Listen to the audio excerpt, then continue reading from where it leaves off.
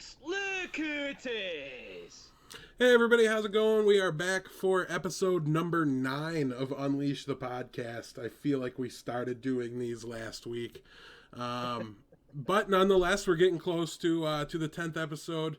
And yeah, we're moving along through Black Rock Mountain. We got everything going on. We are working through some of our technical difficulties, so I'm going to do something I don't normally do and address Twitch chat here, so sorry, YouTubers. Is the echo gone? Are the volume levels okay? Do I sound close to the same volume as Blevins does? And how is the music? Yes, please let us know. Yes, we want to try to adjust them on the fly a little bit as needed. But we are going to be starting to discuss the Black Rock Mountain Wing that we had access to last week. Well, first of all, actually, let's just do a little maintenance. John, how have you been through the last week here? Not too bad. I still haven't beat all the heroic, though I haven't really tried. I'm shaking my head at you. I haven't tried to beat all of them. I have tried, but I haven't really pursued it. I'm having a lot of trouble with the middle boss, and I beat the first one. The middle one was giving me a lot of trouble, and I just gave up on it. And the last one, I literally was I did fatigue math wrong, and I killed both of us at the same time when I should have just killed him. Which guy was that? Rag. Oh, Rag. I popped him one turn too early, and then he killed me.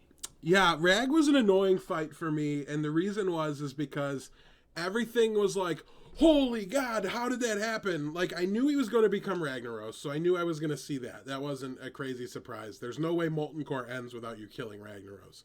Right. So, but I did not expect him to hit the board with armor, right? Like, yeah. It was insane to me. And then I didn't expect it to be the insane amount of armor it was, with the same amount of armor that it was in regular when I got to heroic, but I didn't expect it to be that big of an increase. So it was really crazy trying to do that fight and learn it. But once I did kind of get it figured out, I was able to get there. I think there's one way and one way only to do that. And now there's obviously going to be people out there that have managed to pull it off with a lot of different decks, but reliably speaking, and spoiler alert, mute it for a couple seconds, the only way to beat that guy is with the OTK combo priest deck. Oh, I'm not familiar with what that is. So you play a Death Lord, and then you double its toughness, and then you double its toughness, and then you set its power equal to its toughness, and you smash his face in and kill him in one shot. And then you have this 65-65 minion on the board, and who cares if Ragnaros hits it twice? He didn't kill it. So that's kind of the game plan, and how I think is really the only way to reliably take out the Baron Geddon fight. Yeah, I had Milrogue built, and it actually, a lot of the cards are really good against it. Like, Vanish is quite good against them, and ganging up a Cold Light Oracle is very good against that, because he he always hero powers, and he plays his cards really weird. So you can get him to 10 cards in hand quite easily, and then all of your vanishes and saps are just hard removal, and you can get him down to fatigue pretty quickly. The problem is that you need Cold Light Oracle in your opening hand, or you might as well restart. And even then, sometimes he'll just have the direct damage and kill you. Like, you go pretty low pretty quickly, but it's definitely fun to do it that way. Like I said, I popped him one turn too early, one turn too early, and I drew an extra card, and I ended up fatiguing myself and him at the same time, and I figured it might count it as a win, but it just counted as a loss. Right. Yeah, not good. I did end up fatiguing him for 50 in one turn, which is kind of cool. That is pretty sweet. I'm not even going to pretend like it's not. Yeah, I think in a situation like that where you're going to get some extended time, like you could feasibly get yourself into fatigue, him into fatigue, pass the turn, and then see a turn again. It's got to be. I probably could have done that. I just messed it up. Right. It's got to be pretty interesting, gang up in that instance. Like, you're just hard putting 3 Cold Light Oracles in there, resetting your fatigue, just seems out of this world.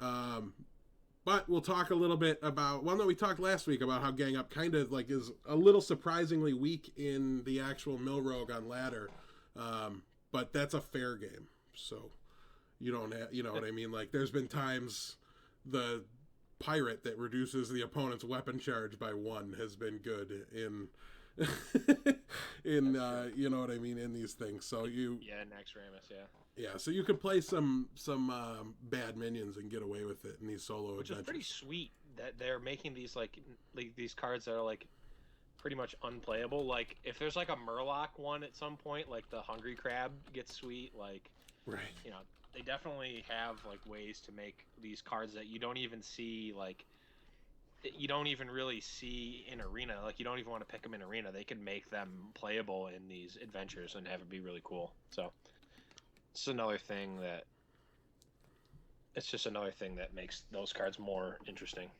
I'm also getting messages that my volume is too low. Yeah, I don't know if that thing can... That's what we were working on. Like we were trying to lower me in response, and I did adjust it a little bit more. So let us know if it's any better. I'm approaching pretty close to muted. So yeah, and this should be the last week that I'm going to be on the iPad. Yes. This should be the last week of that. So we'll recalibrate everything next week too. Yes, with my real mic. And he'll physically be in the same room as me since I'll be building his computer for him. So we'll actually be able to like set up his computer and we can really sit down and test this stuff. Hopefully, assuming we don't run out of time in the day building the machine itself. True. But anyways, let's continue on. Let's see the other heroic fights. I'm trying to remember them, to be perfectly honest with you. Like I should have gone in. Baron Ged. What was his deal? His if you don't spell your mana, you take 10 damage.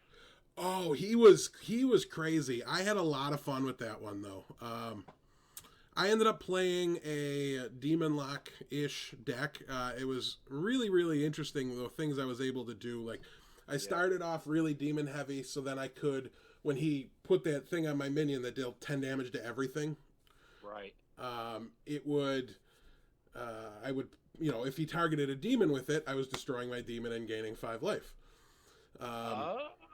Yeah, so I ended up cutting that because I needed things that focused more on the curve. Like I underestimated a little bit my mana curve. So I started out trying to like keep everything under 6 drops, so that way I could, you know, make sure the early game was stacked and I'd be okay. I really wanted to play Warlock for this reason because it helps keep your hand full, and just always, you know, really does a good job of helping shape your hand. So. But you also, like, you needed 1-drops in that deck, and I ended up adding in Dr. Boom and Mal'Ganis into this deck. Mal'Ganis because then I don't care about using my mana anymore, right? That's true, yeah. But he ended up getting, like, I don't know, he had all those crazy broken spells. The gain armor, draw 2 cards, like, what I would do for that in Warrior. Just out of this world. So he was fun because he teased me with things I could never play, as opposed to, like, Domo, which just ran out the most efficient mana curve humanly possible and said, beat me. Baron, I failed a lot on Baron. I actually haven't beaten him yet.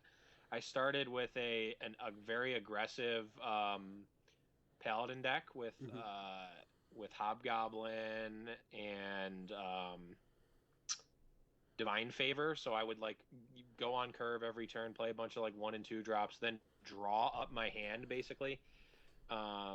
The problem is that I literally got everything I wanted every turn, but never had enough damage to actually kill him before he killed me with his hero power. Right. I literally went to fatigue before I could kill him, so I needed to reevaluate the strategy. And Gar was really easy with Priest. Yeah, Gar was super easy with Priest. I felt like they were pushing us to play Warrior, though, so I did try that first. And then I kind of just decided, I'm like, you know what? No, I don't think it's quite there. It was definitely possible. Like, I could have played a few more games and gotten it, I felt like. But I switched to the Priest deck I ended up playing, and just Lil Exorcist was absolutely out of this world. Yeah, like, anything that, like, even just healing the whatever they're called, lava spawns or... Right. just healing them to desync them just made the like very easy to win. Yeah, for sure. I played Light of the Naru in there for that reason too, because it Yep. became almost more important to stagger them. Right. So healing one for 2, and then the next turn healing a different one for 2. Like now they're on the same clock again. So there was only so many differences you could make there. So I wanted to make sure I had things that healed for 3. So I definitely played that as well. I played Crazed Alchemist to just outright kill one right away. Right. Yeah, and the little Exorcist play was just, I mean, that was a good game. You just instantly had this huge minion, and you're like, oh, kill your guy, oh, kill your guy, oh, you know what I mean? Like you did them one at a time, just lined them up, knocked them down. Yep.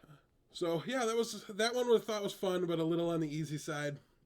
And Geddon, pro tip, if you're playing Warlock, make sure you include Void Terrors for that guy that kills Right. kills your guy. That mine is insane. That's what got me most of the time was that thing. It wasn't even the hero power. Right. Yeah, that was the most important thing. And for a 1-drop, play Clockwork Dome because one of the spare parts bounces a minion back to your hand. Right. So those are the kind of fun little tips and tricks. I had a lot of fun with crafting the deck for Baron, so I didn't have too much trouble, but I know a lot of people did have a lot of trouble with that fight. So wanted to make sure we talked about it a little bit. But John, the main point of these Blackrock Mountains, instead of the hard mode that give you a card back, is actually to unlock these new cards. Yes. We talked about what we thought they were going to do last week, so let's talk about the ones that didn't do what we thought they were going to do, that defied expectations. Let's start with Druid of the Flame. We thought this card was terrible, but I saw it played in the finals of Seat Story Cup. Yeah, it was played way more than I thought it would. And I think it's still played way more than it should be. I mean, maybe I'm just missing something. I've had this played against me multiple times on 3, and I'm like, whew, I am so glad this isn't a Shade of Naxxramas. Like, just having a 2/5 body that's doesn't do anything else.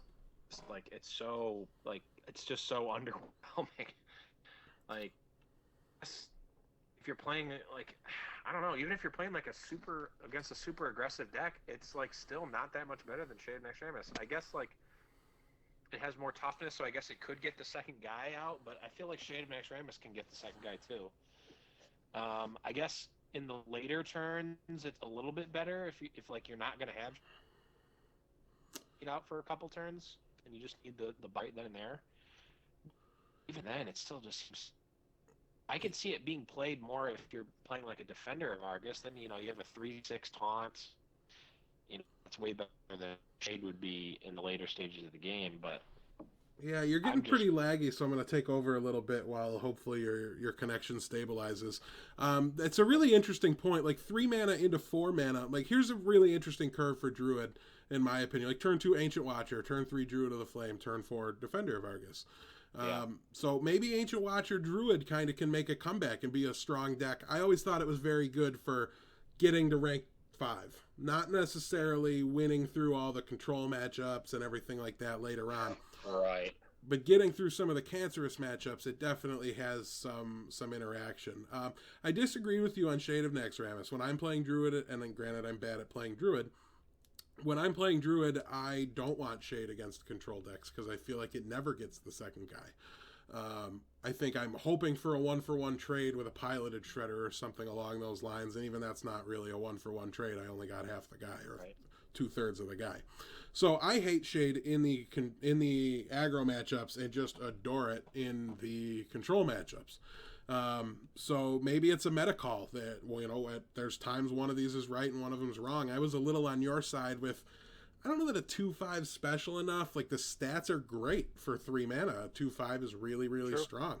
We're gonna talk about how Imp Gangboss slightly exceeded my expectations in a little while. In a couple seconds here actually. So,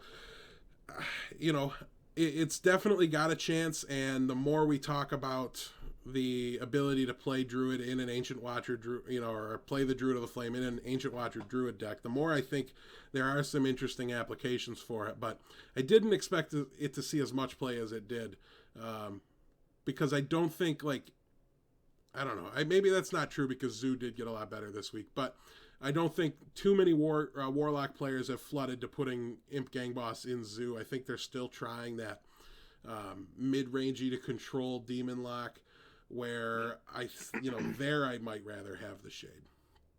Yeah, it definitely exceeded my expectations because I was expecting to see 0 of it. So definitely got me there. Right.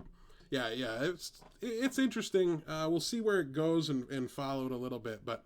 The guys that used it had success too. Like I said, finals of Seed Story Cup. The guy that got second place had it in his Druid deck. So Blackwing Technician, pretty much on par for what we thought. We said we can't even play it this week because the cards that make it possibly good don't come out until later wings. I didn't see any. Did you see any?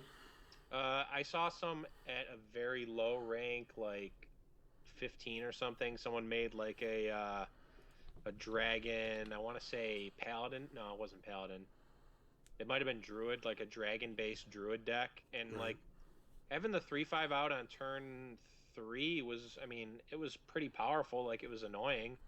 I definitely crushed him with a real deck, but, like, just seeing the card in play, like, having it on curve was pretty annoying. So it definitely has the possibility to be playable.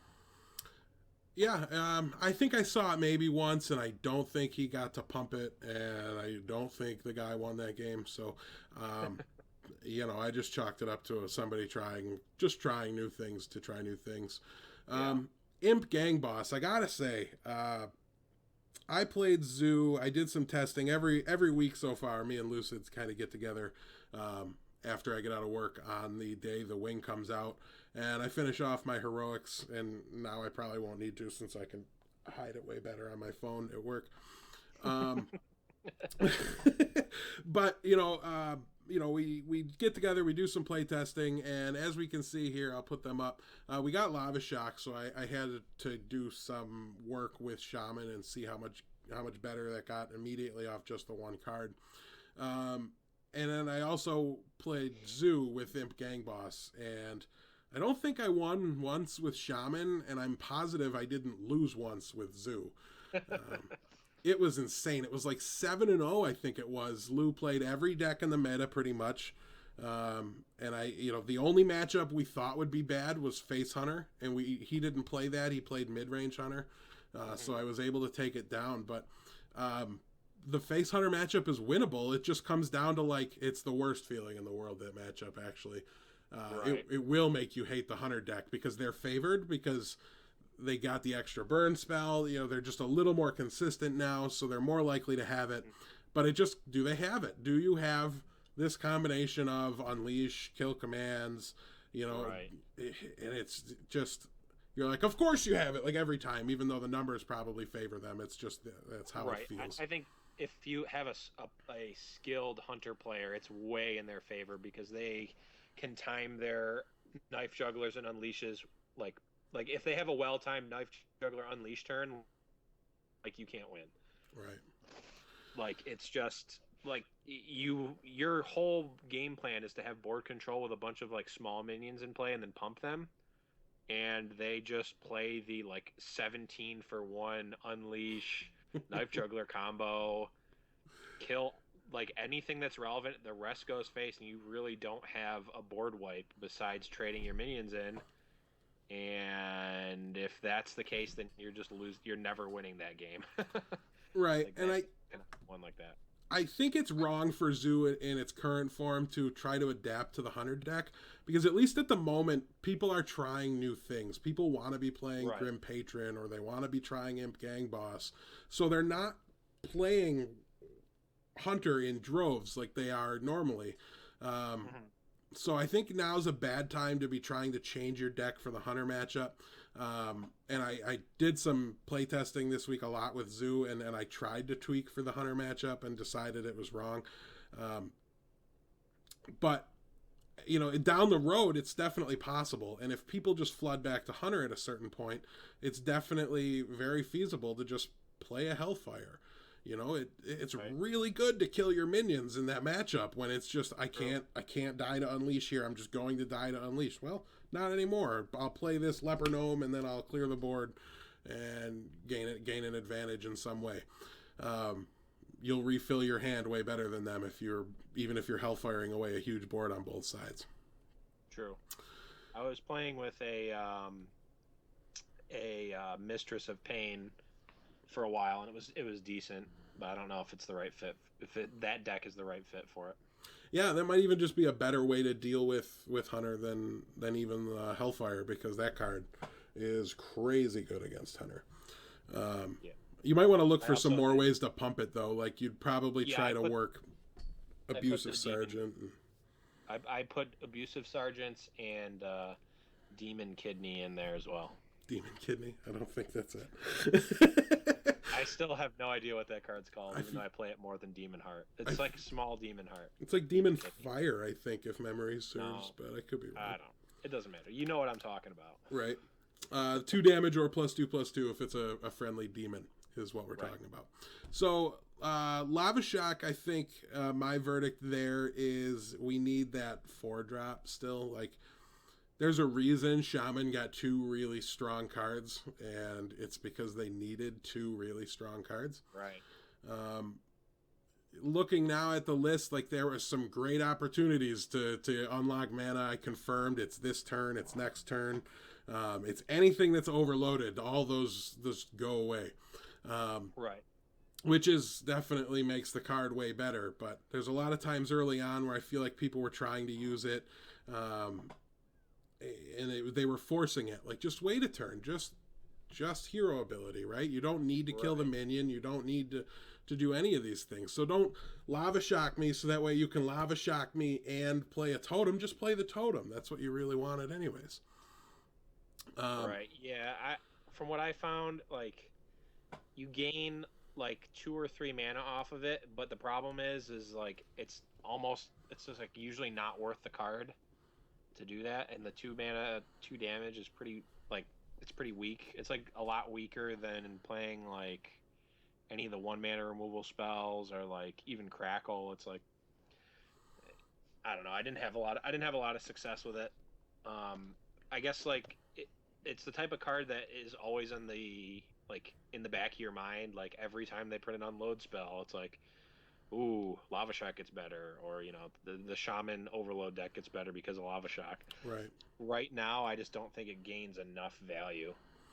Yeah, you know, the deck I was playing definitely had Earth Elementals in it, and I've long felt Earth Elemental was a very playable card, and Ancestral Spirit with Earth Elemental is dumb. The game when you go, you know, Earth Elemental and then you Ancestral Spirit and then the next turn you Faceless it is the dumbest thing you'll ever do, and it's a whole lot of fun. So I highly encourage you try it, but it's not very consistent. And like you said, the big thing with Lava Shock is that it unlocks Shaman's potential down the road. Whenever something says Overload, Lava Shock gets better.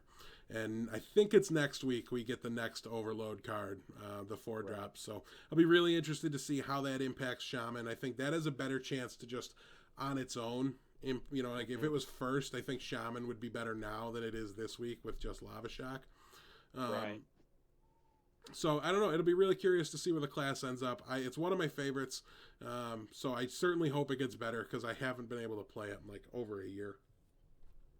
I also think if Shaman gets access to more card advantage and draw spells, then a card like Lava Shock that's basically just like a mediocre damage spell plus adding mana gets better. But like right now it's like card disadvantage and like a mediocre damage plus mana spell. So. And the last card here on our list is Axe Flinger. Both myself and John have been playing quite a bit with, and had some pretty good success with. Everyone, get in here! That deck. Yes. So yeah, we're looking at Axe Flinger, and I've not played with it myself yet, but we're getting a lot of echo, John. I don't know if you can turn me down a little bit or anything. Oh yeah. But yes, so I've played against it though, because I've seen a lot of other people trying to fit Axe Flinger into that deck to see if they can make it work. And one of the games, I'm not gonna lie, he goes Axe Flinger next turn. He's got Grim Patron, and he casts Bouncing Blade. All 5 of them hit the Axe Flinger. Just outright 10 damaged my face and made no guys for him. And you'd think sinking 5 triggers into Axe Flinger has to make him good, right? Like, he got to attack that turn. I got 12 damaged by an Axe Flinger in one go. Right. No, he lost because the card's not good. It doesn't really do much to me. It needs a bigger body. It needs to just have more of an impact on the board itself instead of not killing very much. And I don't know. Like, you look at the other 4 drops. Is this on the same really power level of Keeper of the Grove? No. Yeah, if it costs like 2 mana, or not 2 mana, sorry. If it costs 3 mana, it'd be really good, I think. But the problem is that, like you said, like, you can get all 5 triggers off of it. Like, if you lose and your opponent is at 2, or if you lose and your opponent is at 60, it literally doesn't matter. Like, you still lost. Right. Like, just doing damage straight to the face is not good unless your whole strategy is built on doing damage to the face. Which, maybe that is a way to do it, where you just, like, you do it like maybe in your aggressive patron deck where you're just going all in and you're playing the Kor'kron Elites and your axes and stuff are going face. You play the Bouncing Blades and you get 6 damage out of this guy. Maybe it's good enough. I don't know. Yeah, as you said it, I'm kind of nodding like, yeah, maybe that does something. And then I'm like, no, because it's an aggro deck and this guy's a 2/5. Like, you how many 4 drops in the deck? You're not taking a bite. Death's Bite is good for 8 damage, so that means that this guy needs to take 3 triggers, get 3 triggers, and attack once to be as much as a Death's Bite. Right. That's a pretty tall order. And I think even Kor'kron Elite's just better than this card. Like, even in the slower... Kor'kron Elite is certainly better, and at that point, there's not really that much room to run more than that.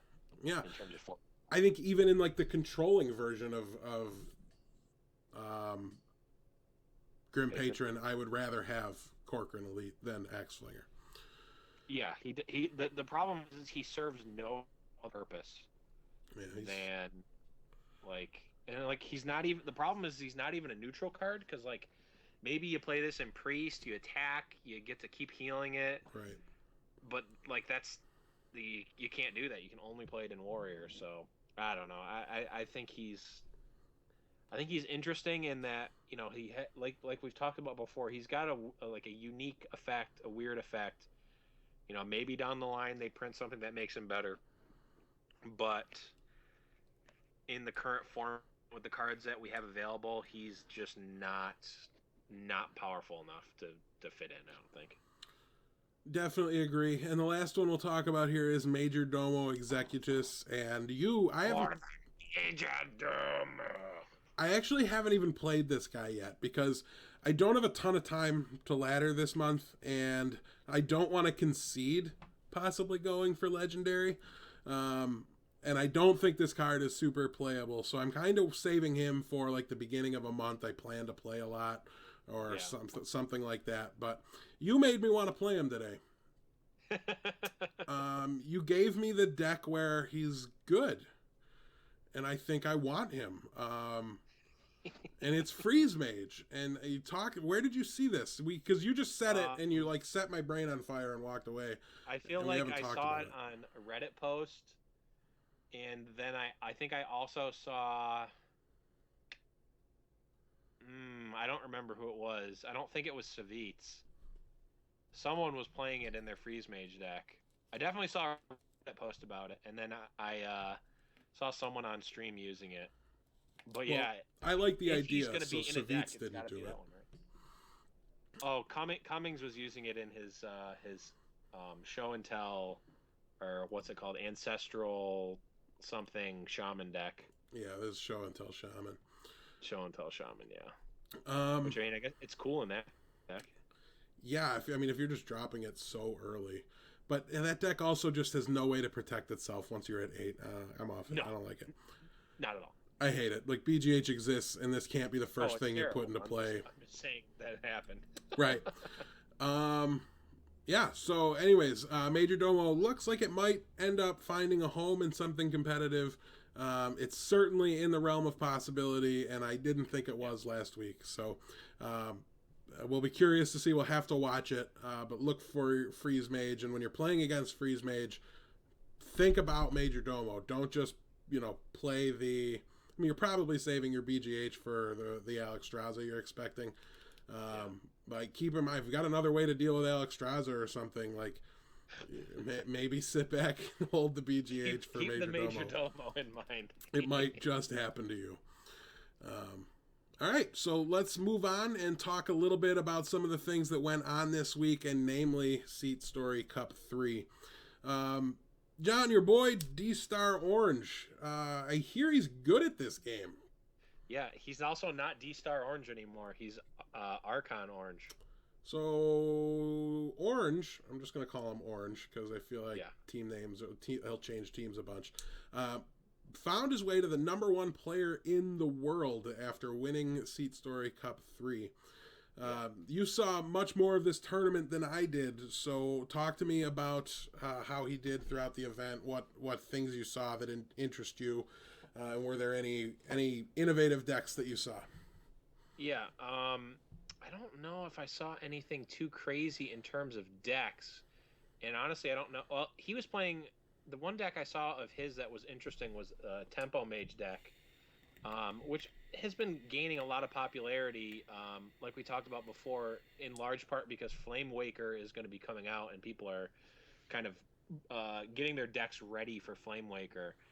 And that deck is really sweet. His list is a little bit interesting because it runs a 1 Toshli and 1 Antonidas, which usually aren't in the Tempo Mage decks. And I put this deck together, and it's quite sweet. And also a Ragnaros too. But it still plays the same. It plays the hashtag secret package. That's my package. Yeah. No, yours is giant package. Oh, I totally am the giant package. I'm secret package. Damn it. It's playing Mad Scientist. It is playing your boy the 4/3 for 3 put a secret into play though. I can't remember his name. Yeah, Kieran Tormage. Kieran Tormage. I'm embarrassed to play it every time, but it's actually really good in that deck. I told you. Mana Worms, Sorcerer's Apprentice. Just playing the tempo game. It's got some late game stuff. It's quite good. What was really cool about this tournament was it was a 4-day event. They had Kripparrian and Artosis were the main casters, and they basically just took the 32 best player, like 32 most well-known players in Hearthstone, and threw them in this, I don't know, building or their offices, and just had them play a ton of Hearthstone. And they had 3 casts going: the main cast, the B stream, and then like a chill out cast. They had their feature matches, and then like if someone wasn't playing, they just had them come cast too. Yeah. So like Reynad was in there, Savitz was in there, Gara, all these like huge names, basically like the biggest names in Hearthstone were all here, and all casting and all just like it was a pretty high level tournament in terms of the players there, but it wasn't in the same vein as it was much more casual than say the ESL Legendary Series, where it kind of like ESL Legendary Series is like it's like the sports cast. It's like they've got the news desk, they've got graphics and stuff. Although the production value, don't get me wrong, the production value of this tournament was extremely high. It's just the atmosphere of it was much more laid. The casters were on a couch. They were goofing off. They were trolling pretty much every turn. It's just a way different experience than you've been getting in a lot of other esports. And I really don't know if I'm 100% in on this like super casual laid back. It kind of got not annoying, but it kind of got like dumb after a while. Like, okay, I kind of just want to not hear the casters giggle every time something happens. I want to see them make more insight. Which I mean, they still were, but it was just definitely a different. This tournament definitely took a stance on how they were going to run it, and they went with it, and I respect them for that. And I think it's definitely an interesting way to run a tournament. It was kind of funny because this was going on at the same time as the Magic Pro Tour stream, and the difference between the two streams was just startling, and it was just a really funny and interesting dichotomy. Yeah, that had to be kind of funny to like turn them on side by side and watch that play out. Yeah, it's like in the Magic stream, they're like, so not to get into too big a detail, this one play in the Magic stream, there was like a game rules violation, and there was literally 15 most awkward minutes I've ever seen on a gaming stream, where like it like showed the judge ruling happening, and like Patrick Chapin is like arguing with the judge on camera, and like this and that, and we're like watching this, and I'm like, why are we watching this? This is so, it's like so like stressful and like awkward, and like everything's so serious. And then I like switch over to this, and like Crip and Artosis are just like making fun of like how like lucky Savitz is getting because he got 3 Ysera Awakens. Like they're just like, oh, Savitz is so unlucky to only have gotten, he didn't get the 4 Ysera Awakens. Savitz's luck is really bad. Like he's just not even close to losing. Like it's just hilarious how that's like the huge stark difference between the streams. Yeah, my impression of it was always that it's a players' tournament. It's put on for them. It's there for them. Right. They have fun with it. It's like a vacation for them. It's probably the one they care about winning the least, or maybe the most, because it's their tournament, right? Right. But, once they're out, it turns into like, how we all, us casual slobs treat going to Grand Prix. It's like, right. Hurry up in 03 because I just want to have a good time and hang out with my buds. That could very well be what it is for them, or it could be, like I said, like this is the tournament because this is the one we all care about. So if it's what the players care about, it's the most important to them. I could see it going both ways.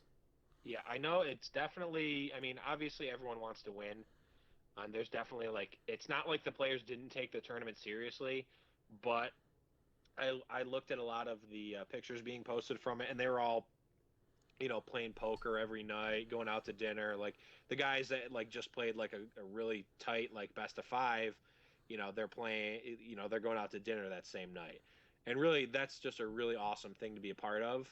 And like you said, that's what us casual slobs do at GPs when we all scrub out and then wait for Bianchi to lose his winning in for day 2 and then drive home at 2 a.m.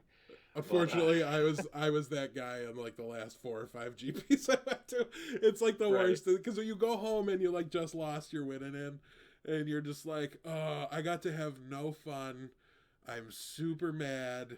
Yeah. We're not staying a second day. I don't get to sleep in a comfortable spot. Like I have to drive. Like all these terrible things just pile up. And I've been over here. I've got 2 boxes worth of side event winnings, and haven't played a serious game in 6 hours. You had to buy 2 new binders because of all the ripping off of people you've done. Like, yeah, you made money on this trip. I spent money, lost money. Like, ugh. Yeah, it's that awkward moment in a PTQ when you like have to start rooting against your friends, aka round 3. I have to assume it's worth it when you top 8-1 though, right? Like having been that close, walking up to your friends and having them do that look of like, holy F, did you do it? Like, you know what I mean? Yeah. Like to be able to give them that thumbs up, I can only imagine. Instead I had to throw my playmat at them. Stuff like that. Yeah, but seeing your friends is definitely awesome too, though. Oh my god, I can't like. Anytime I even hear about somebody, I could actively dislike the person, but if I know who they are and they're doing well at a Magic tournament, I'm like, I don't play anymore. I'm turning on the stream. I'm super excited. Like it's every time they mention Eric English on the Star City stream, I just scream at the top of my lungs. I know him. I know him. Santa. He worked. Also, shout out to Eric English, who won SCG States New York last weekend, or 2 weekends, whenever it was. Well, grants to him. I don't know that I've met him. I mean, I've met most people in the Magic community anywhere near Buffalo. But He's a Millennium guy. If you've ever been to anything at Millennium, you probably know who he is. See, when I lived in Rochester, Millennium was owned by different people, and it was just a terribly unfun place to be. Since it's been phenomenally different and better anytime I've been there since, but yeah, I didn't used to like it there very much, so I don't know a ton of those guys, but nonetheless. Anyways, so one last thing about Seat Story Cup. They actually finally figured out that people want to see the deck lists from the tournament, and if you go on the Seat Story website, you can see the deck lists that people played. GG, well played.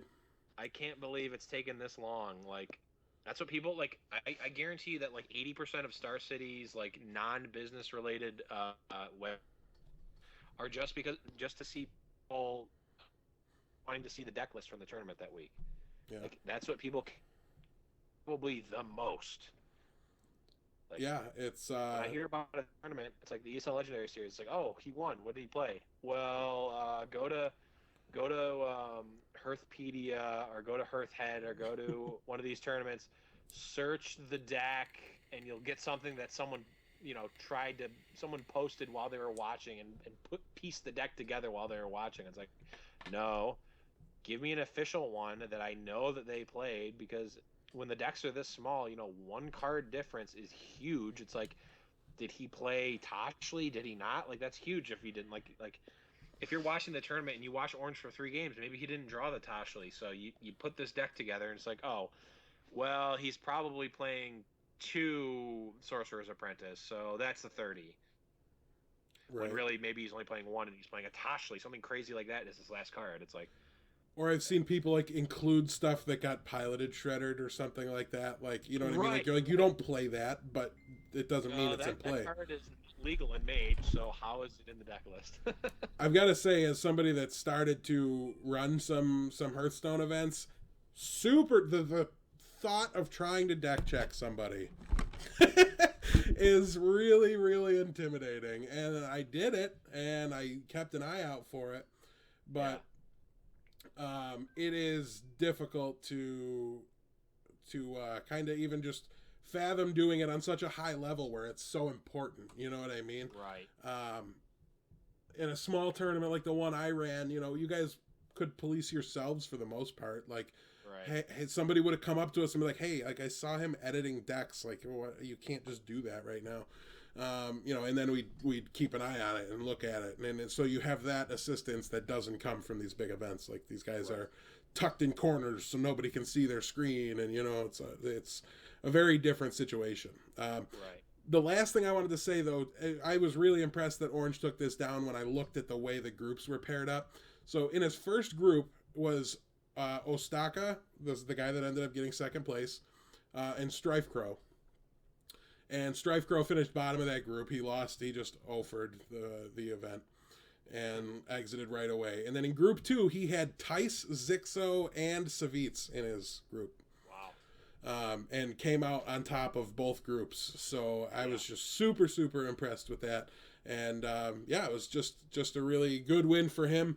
And obviously he's not listening in, I don't think, but congratulations to him nonetheless.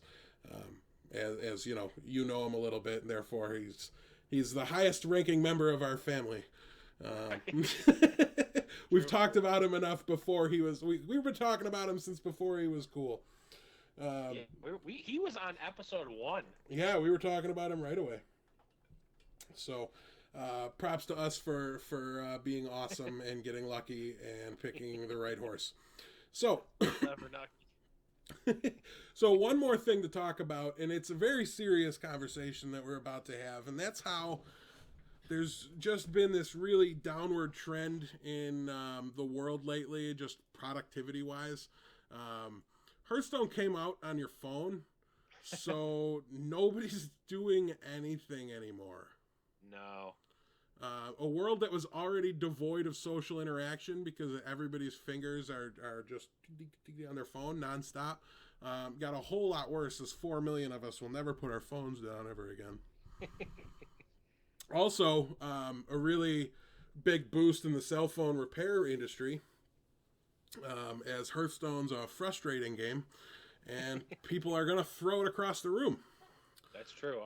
I cannot imagine PJ not throwing his phone across the room if he got quick shot into weapon kill you like he did yesterday on a stream.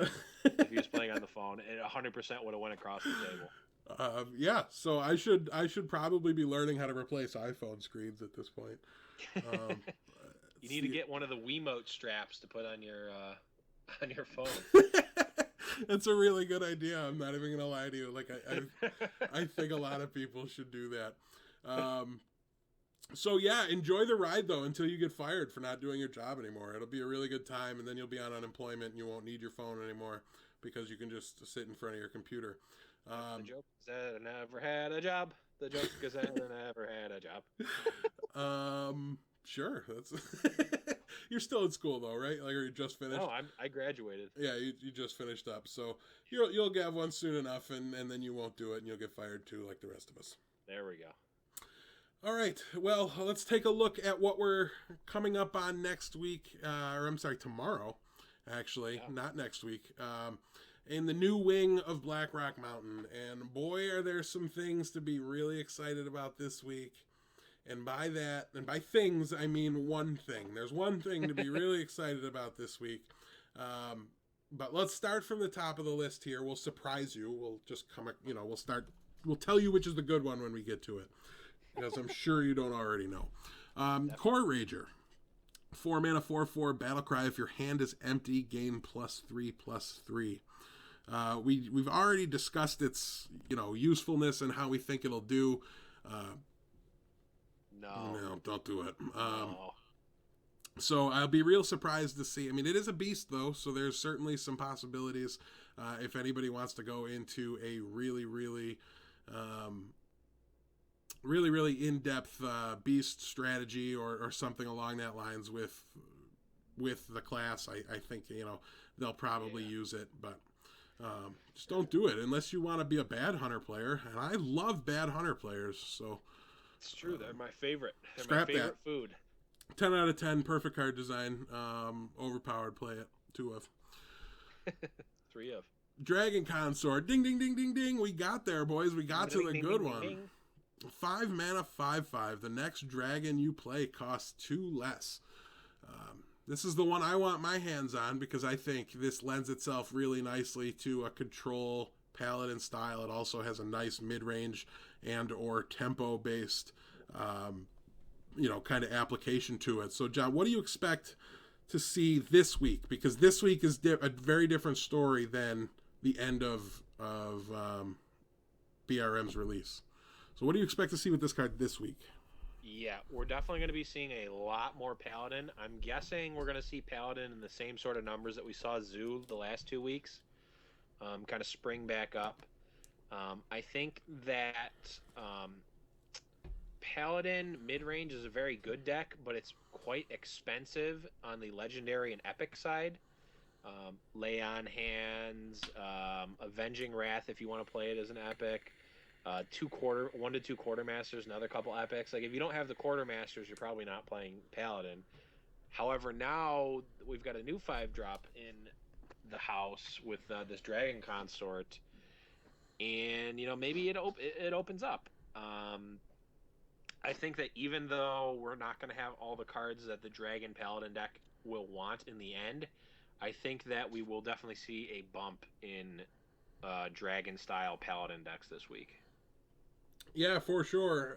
And like I said, I really like it in a very control heavy Paladin where I don't play a lot of dragons, but the Acera and the Alexstrasza I've got are going to be 2 mana cheaper than I planned them, or than they are costed on the cards. So he's got a bunch of different applications, and like we said in the past, he makes the next Dragon Consort 3 mana. Right. So there's a lot of really, really interesting ways you can kind of play with this Dragon Consort, and starting tomorrow you're going to see every single one of those ways, because this is an actively talked about very good card. People are expecting it, looking for it, and planning for it. Right. So I think you'll see it pretty much right away. The next one here, Dragon Egg. Whenever this minion takes damage, summon a 2/1 Whelp. This is a 1 mana 0/2. Me and John aren't big fans of this card, so we're not going to spend a ton of time talking about it. But a lot of 1 damage in Warrior is happening right now. That's true. So there is an outside chance, maybe my aggressive version of Patron needs to take a look at the possibility of turn 2 Cruel Taskmastering this. It shuts down your ability to blow up a Deathbite because you don't want to kill your Whelp, this guy, your 3/1 Dragon Egg, and all the other things. But it's something to take a look at, and the aggro version certainly plays less of the Whirlwind style effects. Yeah, it definitely seems like I'm definitely going to give it a try to see how it fits in the different builds of Patron that I have. I don't imagine that it's going to be a staple, though. Yeah, I would be pretty surprised.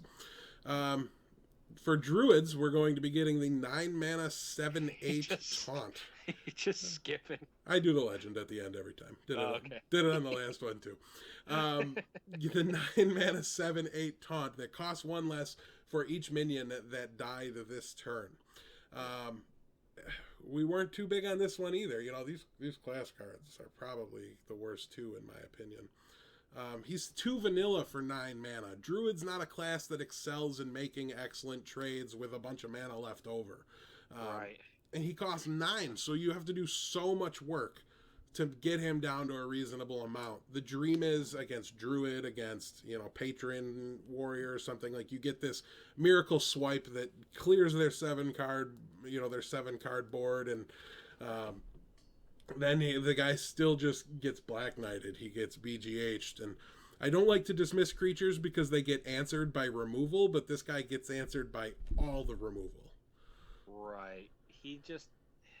I like this card a lot, but mostly because it's a sweet picture, and I'm hoping it has a sweet sound. It's just a tree on fire, and the flavor text is hilarious. Have you read the flavor text for it? No. It's the roots are on fire. It's so good. Like, I want this card to be playable. I just don't think that right now there's enough ways to reduce the mana to a point where you'd want to be casting it. Like, if you can get it down to, like, I don't know, 6 mana, I guess that kind of curves nicely. The problem is that that's really not easy to do. Yeah, it's not, and like I said, it's even harder to do because you have to spend mana in Druid to get those trades. Like, you're not known for this huge board presence, all these minions. You're known for big guys that get 2-for-1s because of their size, and so it seems kind of against the way I think Druid would want to go about planning their game. But there is token Druid. It is possible. It's not an awful card. It's just a little boring, and I feel like Druid got kind of shafted last time around. Like, they haven't gotten anything exciting in a while. The class puts me to sleep. The class cards were very vanilla, like, just boring cards. Yeah.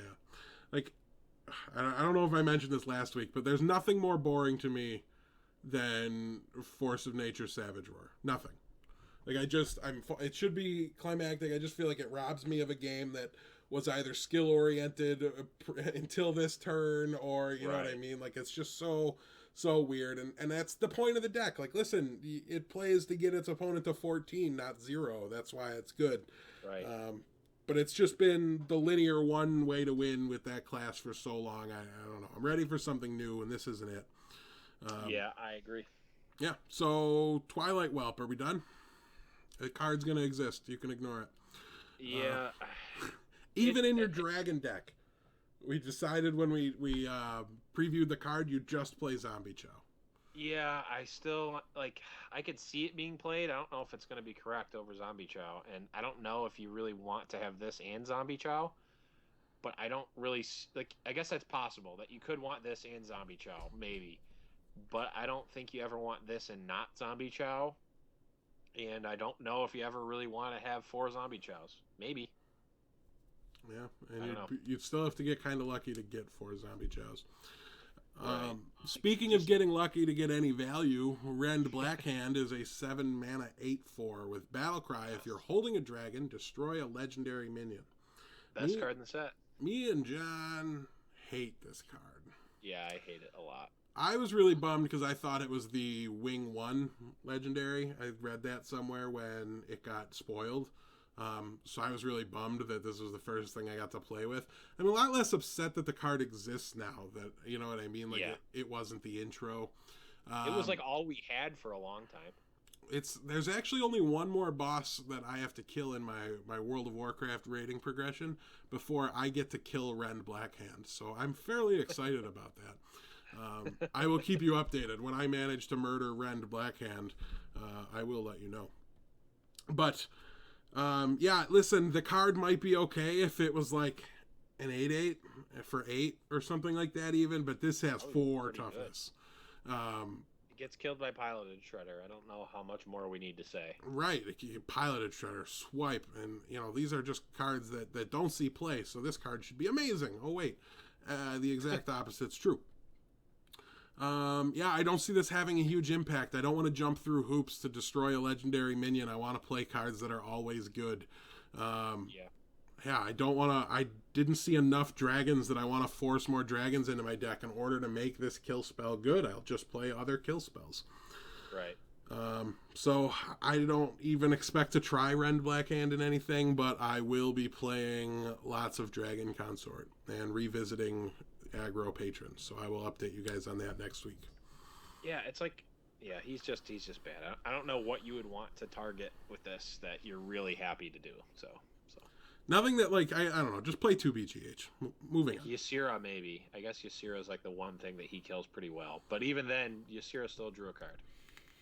It's true.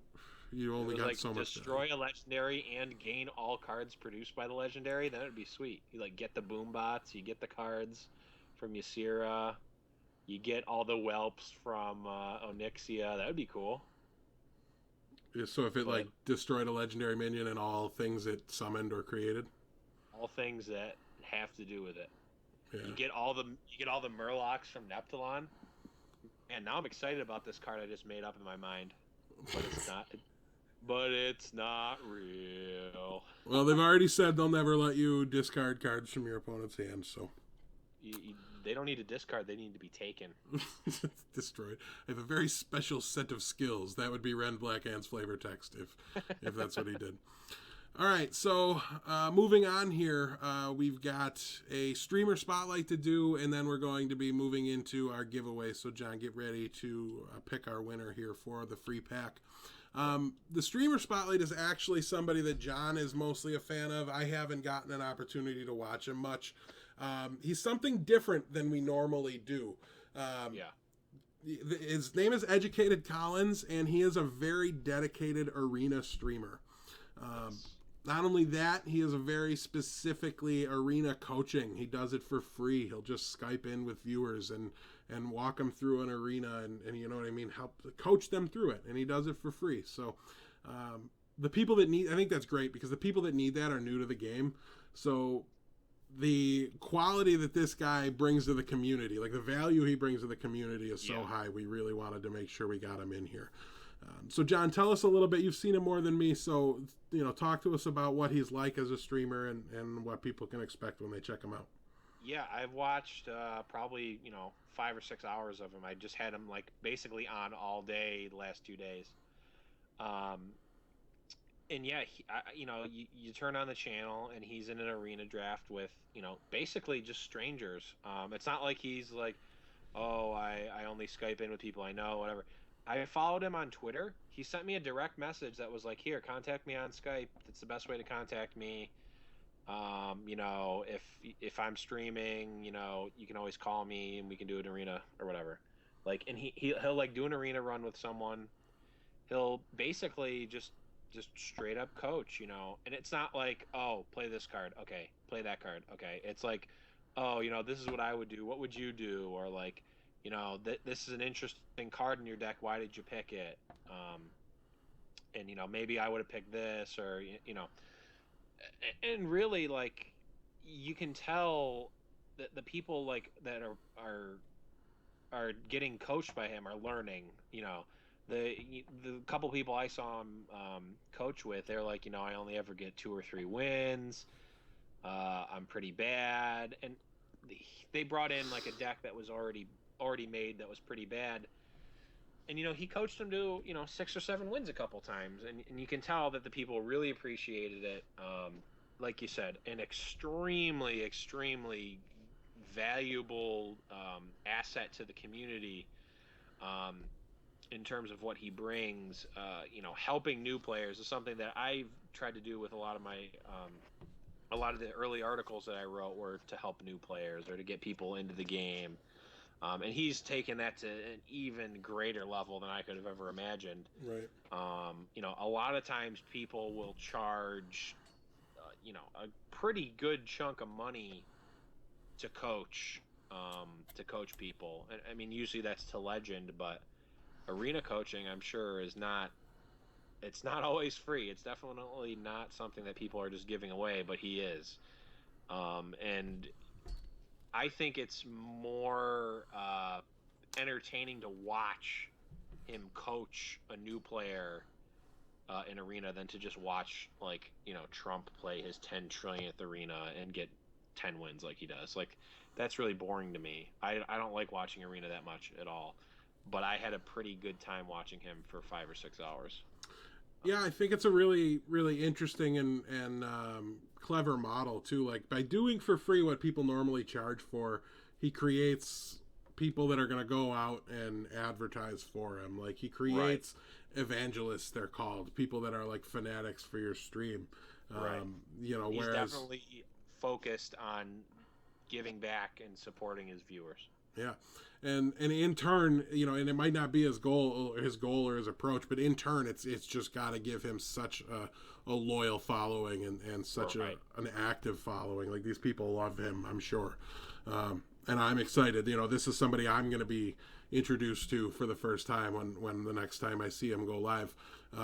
So I'm excited to see what it's like and what it's about. So please do check him out. Let him know Unleash the Cast sent you. Just so that people understand that we're kind of trying to give back in our own way as well and help promote some of these guys. But yeah, so we will move on here. John, do we have the RNG generator ready to go? Yes, the RNG generator is ready to go. Beep boop beep boop beep boop beep beep boop beep beep boop beep. And the winner this week is Mr. Scott. All right. Well, Scott Kernew is going to get a classic pack code. Congratulations to you, Scott. I will find a way to message it to you. You're always watching the show and asking questions, so I'll either send it on Facebook or Twitter, probably Twitter, since that's how you entered. And as we get ready to start fielding some questions, please do put them in chat if there's any new cards coming up you want to ask a question about. Also, if you have questions for next week's show, email them to us. If John was real, I would have him point to it, but over there, way past this one, pointing. That's the Twitter. Yeah, I'm sure you're pointing the wrong way, but we can't see you. So anyways, go to that. Yeah, send us an email there or tweet at us right over there, and we will go ahead and answer your question for you. All right, so we're going to be moving into Stump the Blevins here. That's where I pick 2 cards, and John has to accurately or reasonably accurately impersonate them. So he has to come decently close. I hit him with Novice Engineer last week, and he got it right. It was hard for him to get his voice to such a obviously female register. But so we gave him credit to it anyways. And that's basically the name of the game. He's got to get pretty close. He doesn't have to be exact. He is remarkably good at the voices, though, I will say. And he works at it too. I'm not even gonna lie. Like, we talk about it during the week. He's like, "Oh, thought of a card you totally could have stumped me on. You'll never get me on it now." That sort of thing happens.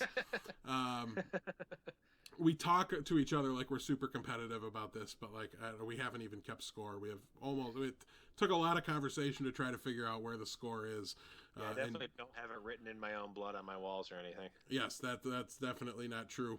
But you moved, so that was a terrible plan. Yeah, I brought the wall with me. I mean, All right. Well, the first card we're going to do, they're both legendaries this week. Oh, man. All right, so the first one, I think I've got. I might have them on both counts, so I think I've got them. The first one I'm going to hit you with is Grommash. Grommash. Oh, man, I play this card. What does he sound like? I can imagine what his voice sounds like.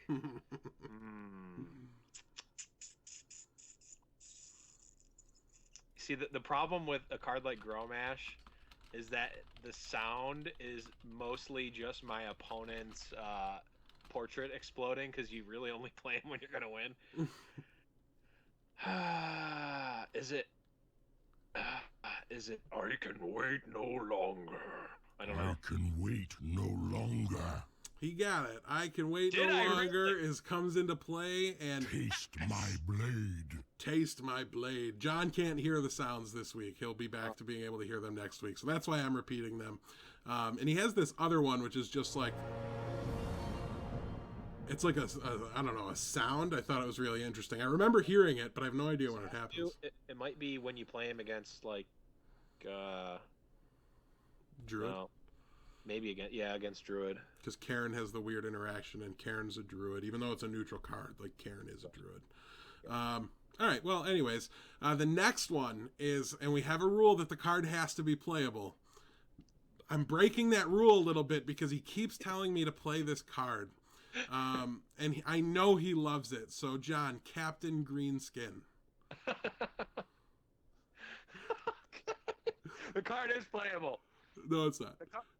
The card is definitely playable. It is, Drink up me hearty! Man, I'm really mad right now. Drink up me hearties!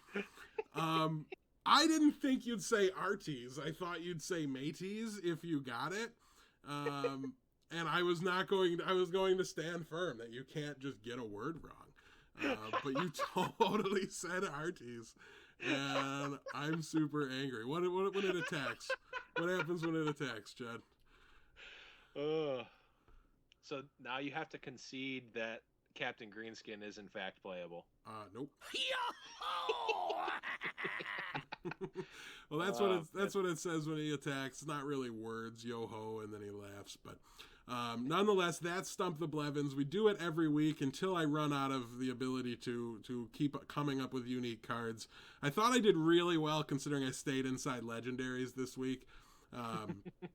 So it'll be interesting to see where we go from here, but eventually we're going to have to loop back through some of them. And sooner or later, these BRM cards become fair game. I think once the last week comes out, I might hit you with a card like, what's Grim Patron? Do you know that one? Everyone! Do I know? Everyone, get in here! So you were kind of like perfectly after it, so they got to hear it, and then you did it. Count me in! So as you can tell, I told you he works at it, and I wasn't kidding. Yeah. So, anyways, we did have one question, I believe. Let's see. Do you think you will still play Muster in a Dragon Pally deck without Quartermaster? My answer to that, and that's from Lucids, is no, I don't think you will. Not at the end of BRM. I think you will at the beginning because, you're going to get Solemn Vigil, and you're going to get... Solemn Vigil. That's the last week class challenge. It's so annoying. And then what's the name of the 6/4 that gets cheaper for everybody that's died? I have no idea. I have Something literally no Drake. idea. Something Drake. You'll get that later on down the road. And I think those cards encourage your, muster guys to want to die, right? So, Right. You're going to see people playing 2 Acolytes again because they want to use those 1/1s to kill with equality, or not Acolytes, 2 Equalities. I got to get the picture of Acolyte to paint off my screen so I don't do that again. It's affecting you. Right? Yes. So yes, I think you will see it at the beginning because the Control Paladin's going to need some good late game threats, and I just think there's not a whole lot better than that right now. but you're going to get things like Nefarian down the line that you'll want to play, Chromagus down the line, other things that you're going to want to test out and try in there in the late game for that kind of turn 8 play of what is now Muster Quartermaster. So as the replacements come in for that, and as the things that make you want your 1/1s to die come out, you'll see it played a whole lot less. It's just such a non-bow. Like, I really want to bring like Wild Pyromancer back into Paladin, but Muster just refuses to make it possible. I feel like I just can't do it. So I might even end up cutting Muster for battle at some point, but that would mean I don't like that 6/4 Drake at all, really. Yeah, I think Muster, I don't know, it's such a good, like, it's like the perfect mid-game card, and like you can get it out early and still have it be fine. The problem is that it opens you up to like Mind Control Tech and Unleash the Hounds. That's like the real problem for me. But like even just without Quartermaster, the threat of Quartermaster is still so strong. Yeah. That people are going to overvalue the 1/1s. You know, like you said, the cost reduction cards get really good value off of Muster for battle, and even just dealing with small to medium threats is just really good with Muster for battle. So I think it, like, you'll still see one, if not two, even if you're not playing a Quartermaster. Maybe not. I don't know. Yeah, it'll be interesting to see exactly how it shakes out. It's certainly possible. I obviously can't rule it out because the combo is a very strong one, but it's not one that I'm actively expecting right now to see at the end of BRM. I think tomorrow when I play my Paladin deck against Yulu, I think you can expect to see it. But afterwards, maybe not so much. And I am still trying to find the name of that darn dragon. Cost 6. Cheap. Cost 6? Well, yeah, it doesn't cost 4. Are you kidding me? If it got cheaper, I'm it's thinking 6/4. That's what I'm doing. In my head, I'm thinking you're going to pay on average 4 mana for it. That's in my head what it does. No. All right, so Volcanic Drake is the name of the card. 6 mana, 6/4, costs 1 less for each minion that died this turn. That's going to be a huge tempo play for Paladin and mid-range Pally. Maybe not control Paladin so much. But expect to see that come into play down the line. Don't worry about it so much next week. Peach I think he's asking this built into the Paladin discussion. What additional removal will we need to play? And by we, I mean me. So I think, like I said, you're going to want to play that second equality. I don't know that you really need additional removal with Paladin. I think your game is you're playing the most efficient, best costed minions. You have one of the better curves. Like Paladin's just really all around strong, and I don't think you need to pile in a ton of removal. Yeah, I don't know. If anything, you're not going to be adding removal. You're going to be cutting. You still need to cut cards for the Solemn Vigils, the 1-2 Solemn Vigils, the Volcanic Drake. You need to find cards to cut. And I'm honestly, I have no idea where those cuts are going to come from at this point. Right. Maybe the best removal spell you'll add is Hungry Dragon. Yeah. But okay, so that's going to pretty much wrap up the show here. So we're going to take a little break from doing the pack giveaways every week. We will bring them back in a little while, but we've hit most of our normal, usual viewers have gotten one. So we're going to put that on hiatus for a little while. And we will be back next week to talk about how awesome Ren Blackhand was and how wrong we were. And take a look at the next week's cards, and I don't know. We'll keep a running tally of how many phones we break in the meantime too. It should be fun. So, anything you want to say in parting here, Jen? Nothing out of the ordinary. Just thank you guys for stopping by.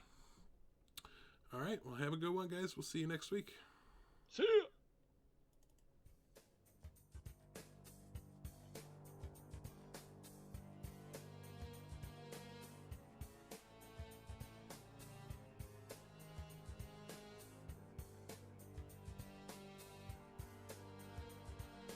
Yes.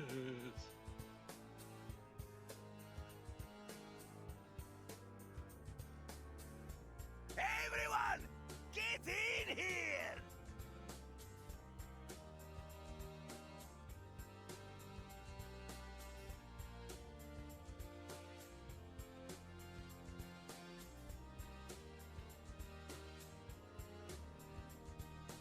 Taste my blade.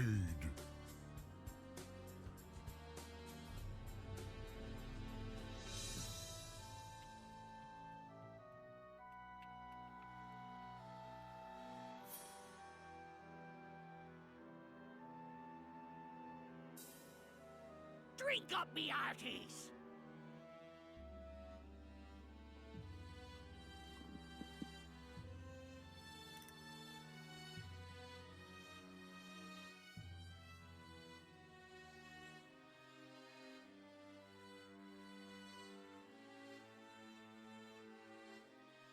Don't rush me.